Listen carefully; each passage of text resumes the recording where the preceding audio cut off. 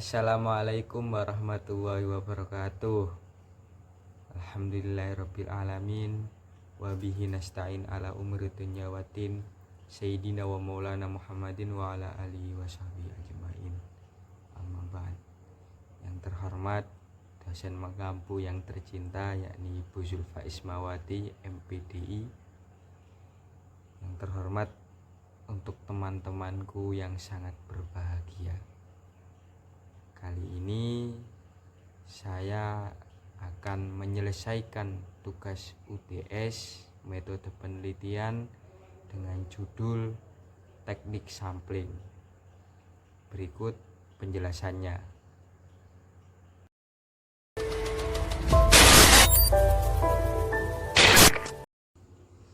Jadi, saya akan menjelaskan mengenai teknik sampling. Nah, teknik sampling itu ada dua, yakni berupa teknik sampling probabilitas dan teknik sampling non probabilitas. Nah, yang pertama saya jelaskan adalah mengenai teknik sampling probabilitas. Apa itu teknik sampling probabilitas?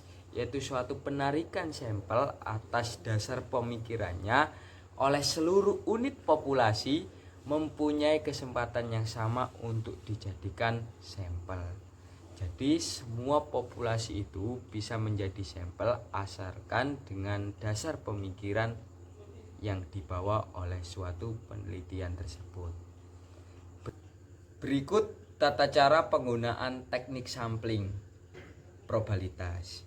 Yang pertama adalah mengundi unit, yang kedua adalah mengundi tabel bilangan random, yang ketiga adalah pengambilan sampel secara sistematis.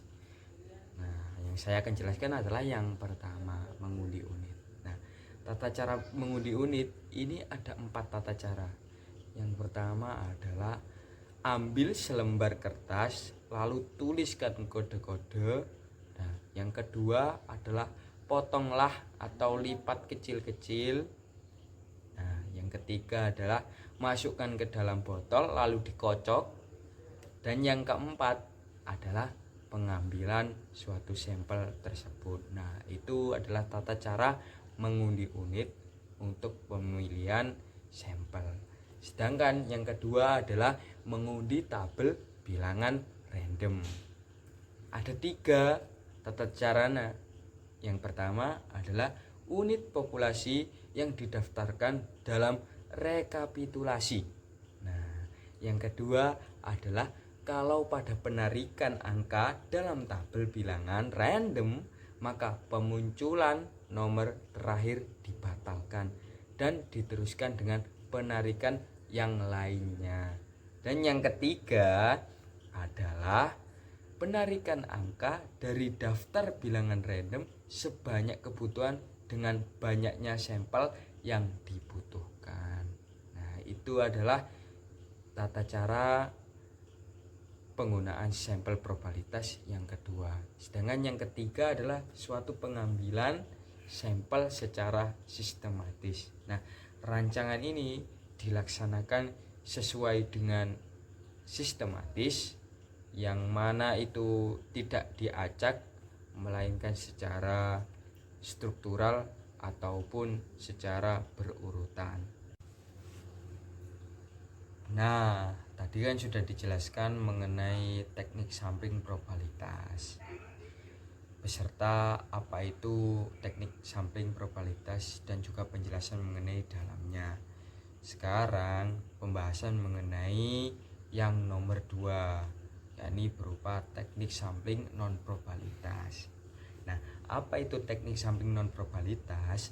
Teknik sampling non probabilitas adalah tidak semua unit populasi bisa dijadikan sebuah sampel, melainkan ada sifat-sifat yang dapat dijadikan sampel sesuai dengan kebutuhan penelitian atau sesuai dengan teknik sampling non probabilitasnya sendiri. Nah, adapun sifat-sifat populasi berikut yakni adalah ada populasi berstrata, yang kedua adalah ada populasi area, yang ketiga adalah ada populasi klaster, dan yang keempat adalah ada populasi sesuai dengan aneka ragamnya.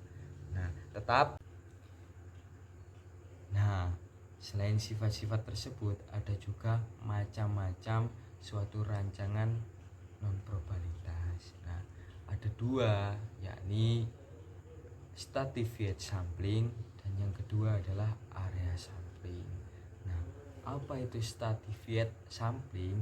Stratified sampling adalah suatu sampel yang apabila populasinya itu berstrata.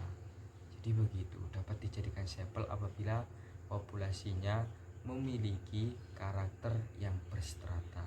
Sedangkan yang kedua adalah area sampling. Nah, area sampling adalah suatu sampel yang mana populasinya tersebut itu bersikap atau bersifat populasi area. Jadi sampelnya tersebut itu memiliki karakter atau memiliki macam-macam yang berupa populasi area. Nah, setelah dijelaskan macam-macam dan sifat-sifatnya, yang terakhir adalah mengenai suatu klaster sampling. Jadi sampel itu mempunyai klasternya sendiri-sendiri. Nah, klasternya itu ada 7 macam atau ada 7 klaster. Dan yang pertama adalah klaster sampling gugus bertahap. Yang kedua adalah proporsional sampling, dan yang ketiga adalah purposive sampling, dan yang keempat adalah kuota sampling, dan yang kelima adalah incidental sampling, dan yang keenam adalah double sampling, dan yang ketujuh adalah multifarious sampling. Jadi berikut adalah klaster sampel sesuai dengan yang disebutkan tadi. Nah, sekian dari saya. Apabila ada kesalahan dalam suatu penugasan UTS ini, memang itu pure kesalahan dari saya, yang baik ada di ibu semua. Terima kasih. Wassalamualaikum warahmatullahi wabarakatuh.